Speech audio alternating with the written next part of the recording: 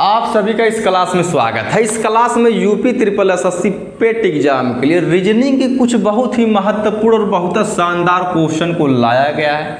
बस आपसे यही एक रिक्वेस्ट है कि क्लास में आप लास्ट तक बने रहिएगा और एक कमेंट करिएगा कि क्लास लगी कैसे, क्योंकि इस क्लास में जितने भी क्वेश्चन शामिल किए गए सेम आपके एग्जाम के पैटर्न और इनका लेवल जान लीजिए बहुत ही बढ़िया है। तो हम आ जाते हैं अपने सीधे क्वेश्चन नंबर फर्स्ट पे, क्योंकि अब आपके एग्जाम में समय यही जान लीजिए कि न के बराबर बचा हुआ, अर्थात कहने का मतलब यही है कि 6 और 7 सितंबर को आपका एग्जाम है, तो सीधे आपका ज़्यादा समय न ले। तो हम आ जाते हैं अपने क्वेश्चन नंबर सीधे फर्स्ट। बस आपसे यही रिक्वेस्ट है कि क्लास में आप लास्ट तक बने रहिएगा। तो हमारा पहला क्वेश्चन है, अब पहला क्वेश्चन है कथन और निष्कर्ष से संबंधित, जो कि भर भर के क्वेश्चन आपके एग्जाम में आता है। तो हमारा अब पढ़ते हैं कथन को। तो हमारा पहला कथन ये कह रहा है कि अंग्रेजी के सभी चलचित्र हिंसात्मक होते हैं, और कथन 2 ई बोल रहा है कि कुछ लोगों को अंग्रेजी चलचित्र देखना अच्छा लगता है। अब इसी कथन के अनुसार, अब कहने का मतलब यही है कि इसी कथन के अनुसार अब कौन सा निष्कर्ष सही होगा हमको यही बताना है। कहने का मतलब पहला सही होगा या दूसरा सही होगा या दोनों सही होगा। अब एक बात थोड़ा सा हम पहले जान लेते हैं। कहने का मतलब यही है कि जो कथन में बोला गया या कथन में जो जानकारी दी गई है उसको हमको सत्य मानना है, भले ही वह गलत बता रहा होगा, लेकिन जो कथन में जो जानकारी दी गई है उसी के अकॉर्डिंग या उसी के अनुसार हमको चलना है। अब पहला कथन यही बोला कि अंग्रेजी के सभी चलचित्र हिंसात्मक होते हैं, और दूसरा कथन ही बोला है कि कुछ लोगों को अंग्रेजी चलचित्र देखना अच्छा लगता है। तो निष्कर्ष पे हम आ जाते हैं, पढ़ते हैं निष्कर्ष को। अंग्रेजी चलचित्र देखने वाले सभी लोगों को हिंसा अच्छी लगती है। अभी पहला निष्कर्ष हो जाएगा सही। अब सही क्यों हो जाएगा? क्योंकि पहले कथन में यही तो बोला है कि अंग्रेजी के सभी चलचित्र हिंसात्मक होते हैं। अगर अंग्रेजी के अगर सभी चलचित्र अगर हिंसात्मक होते हैं तो भैया ये चलचित्रवा को वही देखेगा जिसको हिंसा पसंद होगी। अर्थात अब यही तो बोला है कि अंग्रेजी चलचित्र देखने वाले सभी लोगों को हिंसा अच्छी लगती है, यानी कि इस कथन के अकॉर्डिंग ये निष्कर्ष हो जाएगा सही। अब हम पढ़ते हैं दूसरा निष्कर्ष। अब यह बोला कि जिन लोगों को हिंसा, अब देखिए अब यह जो शब्द है या जो यह वाक्य चेंज कर दिया, ध्यान से आप पढ़िएगा। जिन लोगों को हिंसा अच्छी लगती है वे सभी अंग्रेजी चलचित्र देखते हैं। पहली बात तो यह है, ऐसा हो ही नहीं सकता है कि जिनको हिंसा पसंद आएगी तो भैया अंग्रेजी चलचित्र देखेंगे, यानी कि ये वाला हो जाएगा गलत। बाकी बोला भी कुछ लोगों को अंग्रेजी चलचित्र देखना अच्छा लगता है, कुछ लोगों को हो सकता है कि अच्छा लगे, लेकिन यह नहीं हो सकता कि जिनको हिंसा पसंद है वो भैया अंग्रेजी चलचित्र देखेंगे। अर्थात हम ही कह सकते हैं कि निष्कर्ष पहला सही होगा। एकदम जान लीजिए आपके एग्जाम के पैटर्न के अनुसार क्वेश्चन लाएंगे, बस केवल आप लास्ट तक बने रहें। अब हम आ जाते हैं अपने नेक्स्ट क्वेश्चन पे। तो हमारा नेक्स्ट क्वेश्चन है, कुछ समीकरण किसी प्रणाली के आधार पर तय किए गए हैं, हल न किए गए समीकरण का सही उत्तर दीजिए। अब हम पढ़ते हैं।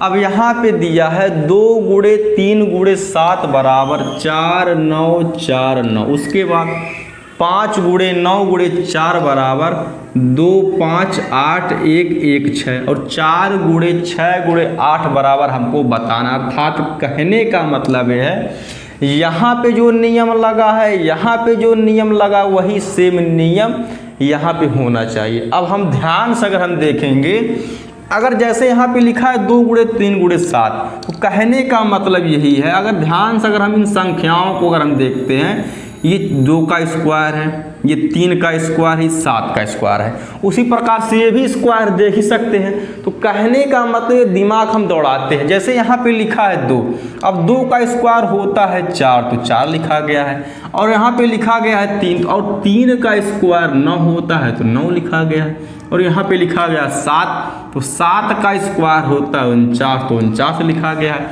अब हम यह देखते हैं कि इस संख्या में यही पैटर्न फॉलो होता है या नहीं। अब जैसे कि अब यहाँ पे 5 लिखा गया है तो 5 का स्क्वायर होता है 25, तो यहाँ पे 25 लिखा गया है। और 9 लिखा गया तो 9 का स्क्वायर 81 होता है, 81 लिखा गया। उसी प्रकार से यहाँ पे 4 लिखा गया और 4 का स्क्वायर होता है 16। कहने का मतलब यही है कि जितने भी संख्याएं लिखी गई हैं इनका लिखा गया है स्क्वायर, तो भैया स्क्वायर काहे नहीं लिख देते, अर्थात 4 का स्क्वायर होता है 16 तो 16 लिख देते हैं, 6 का स्क्वायर होता है 36 तो 36 लिख देते हैं, 8 का स्क्वायर होता है 64 तो 64 लिख देते हैं, अर्थात 16, 36, 64 हमारा आंसर हो जाएगा, जो कि ऑप्शन नंबर हमारे दिया गया है बी में। जान लीजिए बहुत ही शानदार क्वेश्चन है, बस हल्का सा अपना माइंड दौड़ाना है। अब हम आ जाते हैं अपने नेक्स्ट क्वेश्चन। बस आप यही जान लीजिए कि जितने भी क्वेश्चन इस क्लास में लाए गए हैं एकदम एग्जाम के पैटर्न के अनुसार, तो हम सीधे आ जाते हैं अपने क्वेश्चन में, क्योंकि हमको बात 1% नहीं करना, मात्र क्वेश्चन पे ध्यान देना है। तो हमारा क्वेश्चन है इतिहास और जीव विज्ञान का अध्ययन करने वाले विद्यार्थियों की संख्या कितनी है। तो सॉल्व करने से पहले थोड़ा सा हम वेन आरेख को समझ लेते हैं। जैसे कि यह जो हमारा सर्किल दिया गया है यह भौतिक विज्ञान, अर्थात कहने का मतलब यह है इसमें भौतिक विज्ञान का अध्ययन करने वाले विद्यार्थी आएंगे। और यह जो हमारा सर्किल दिया गया है यह इतिहास का अध्ययन करने वाले विद्यार्थी आएंगे। उसी प्रकार से यह जो सर्किल दिया गया है उसमें जीव विज्ञान वाले विद्यार्थी आ जाएंगे। और यह जो सर्किल दिया गया है यह गणित का अध्ययन करने वाले विद्यार्थी आ जाएंगे। अब हम आ जाते हैं क्वेश्चन पे। इसमें यही बोला है कि इतिहास और जीव विज्ञान, अर्थात कहने का मतलब यह है कि ऐसा विद्यार्थी होना चाहिए कि जो इतिहास को भी पढ़ता हो और जीव विज्ञान को भी पढ़ता हो। तो हम आ जाते हैं। अब इतिहास वाला सर्किल ये है और जीव विज्ञान वाला सर्किल ये है। अगर हम 14 को पकड़ते हैं तो यह हमारा आंसर नहीं होगा। क्यों? क्योंकि 14 विद्यार्थी ऐसे हैं या केवल इतिहास का ही अध्ययन करते हैं, जीव विज्ञान का अध्ययन नहीं करते हैं। लेकिन क्वेश्चन में बोला इतिहास और जीव विज्ञान दोनों का। अब उसी प्रकार से अगर हम 10 में आते हैं तो ये भी केवल इतिहास है। अगर हम 16 को अगर हम पकड़ते हैं, अब ध्यान से देखिएगा, अगर 16 को अगर हम पकड़ेंगे तो भैया 16 विद्यार्थी ऐसे हैं कि इतिहास को भी पढ़ते हैं और जीव विज्ञान को भी पढ़ते हैं, अर्थात 16 हम पहले यहाँ पे लिख लेते हैं।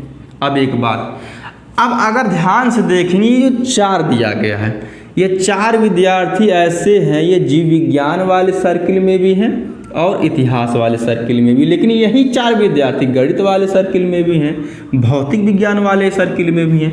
लेकिन ऐसा कहीं नहीं बोला है कि इतिहास और जीव विज्ञान का जो अध्ययन विद्यार्थी करेगा वह भौतिक और गणित का अध्ययन नहीं करना चाहिए। अर्थात कहने का मतलब जब ऐसा कोई बाउंडेशन अगर नहीं दिया गया है तो वह विद्यार्थी चाहे गणित पढ़े या भौतिक विज्ञान, उससे हमारा मतलब 1% है। अर्थात कहने का मतलब ये है इस 4 को भी हम जोड़ेंगे।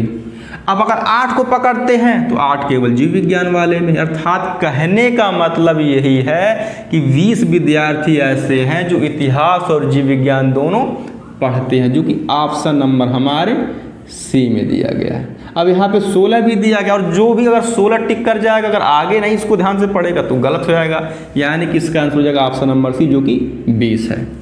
अब हम आ जाते हैं अपने नेक्स्ट क्वेश्चन पे। तो हमारा क्वेश्चन है, यहाँ पे लिखा है 7:56, उसके बाद फिर समानुपाते, उसके बाद लिखा है 9:, अर्थात यहाँ पे कौन सी संख्या होगी। तो इसको पहले हम समझ लेते हैं। अर्थात कहने का मतलब ये है कि जिस प्रकार से 7 का संबंध 56 से है उसी प्रकार 9 का संबंध किस संख्या से होगा। अब ध्यान से हम देखते हैं कि यहाँ पे 56 आया कैसे। अर्थात जैसे यहाँ पे लिखा है 7, अगर हम 7 में अगर हम 1 जोड़ देते हैं तो आ जाएगा 8। अब हम इसी 7 का हम इस संख्या अर्थात 8 से कर देते हैं गुणा, अर्थात 8 × 7। अब 56 आ गया, यानी 56 यहाँ पे लिखा है। उसी प्रकार से यहाँ पे 9 लिखा है। अब हम 9 में अब यही नियम फिर अपना लेते हैं। अर्थात कहे का मतलब ये है कि 9 में हम 1 जोड़ेंगे। अब जब हम 9 में जब हम 1 जोड़ेंगे आ जाएगा 10। अब इसी 10 में अर्थात इसी 10 में हम 9 से कर देते हैं गुणा, अर्थात 10 × 9 करेंगे आ जाएगा 90। यानी कि अब ऑप्शन में 90 दिया भी गया है। अर्थात कहने का मतलब ये है कि क्वेश्चन मार्क के स्थान पे 90 होगा। अच्छा एक बात और, अब हम इसी क्वेश्चन को एक तरीके से और सॉल्व कर सकते हैं, क्योंकि यह रीजनिंग का क्वेश्चन। तो रीजनिंग का क्वेश्चन, अधिकांश क्वेश्चन ऐसे होते हैं कि एक नहीं, एक से अधिक प्रकार से भी सॉल्व होते हैं। जैसे यहाँ पे लिखा है 7, अगर हम 7 का अगर हम स्क्वायर करेंगे, जैसे 7 सते, अगर हम आज यहाँ पे कर लेते हैं, अगर 7 सते आ जाएगा 49। अब फिर हम इसी संख्या को, अर्थात जिसका हम स्क्वायर किया था, 7 का स्क्वायर किया तो इसी 7 को हम जोड़ देते हैं, तभी भी आ गया 56, देख सकते हैं। अब इसी प्रकार से 9 का स्क्वायर करेंगे, अब 9 का स्क्वायर करेंगे आ जाएगा 81, अब फिर इसी 9 को हम जोड़ देते हैं, यानी कि 90। यानी कि इस प्रकार से भी हम कर सकते हैं, जो कि ऑप्शन नंबर सी ही हमारा रहेगा। ठीक, अब हम आ जाते हैं अपने नेक्स्ट क्वेश्चन पे। तो हमारा क्वेश्चन है भिन्न बताइए। कहने का मतलब ये है कि इन चारों विकल्पों में से कौन सबसे अलग होगा, हमको यही बताना। अर्थात अगर हम देखेंगे ये सब भैया वर्ष है या ईयर है, बात एक ही है। अब ये लिखा है 2010, ये लिखा है 2013, और यह लिखा है 2012, और यह लिखा है 2011। अब हम इन चारों विकल्पों में हम देखेंगे तो ऑप्शन नंबर सी हमारा अलग होगा, अर्थात 2012। अब ये अलग क्यों होगा, क्योंकि ए, बी और सी ये तीनों हैं साधारण वर्ष। अब साधारण वर्ष का मतलब यह होता है कि इनमें होगा 365 दिन, और ये हमारा लीप वर्ष है और इनमें होगा 366 दिन। अब ये लीप वर्ष कैसे है, कहने का मतलब यह है कि जिस वर्ष के अंतिम के 2 अंक, अर्थात इकाई और दहाई के अंक में अगर 4 से पूरा का पूरा भाग चला जाता है तो वह कहने का मतलब यह है वह होता है लीप वर्ष। और उस साल या उस वर्ष में फरवरी होती है 29 दिन की। जैसे कि अब पकड़ लेते हैं 12, अगर 12 को अगर हम 4 से डिवाइड करेंगे, अर्थात 3 बार, यानी 4 तिया 12, तो रिमाइंडर 0 आएगा। अर्थात कहे का मतलब ये है ये ऑप्शन नंबर सी हमारा अलग हो जाएगा। ठीक, इस क्लास का यह लास्ट क्वेश्चन है। बस आपसे यही एक रिक्वेस्ट है कि कम से कम क्लास को लाइक शेयर सब्सक्राइब करते रहे, जिससे हमको भी मोटिवेशन मिलता रहे। बाकी क्लास कैसे लगी कमेंट करके बताइएगा। धन्यवाद।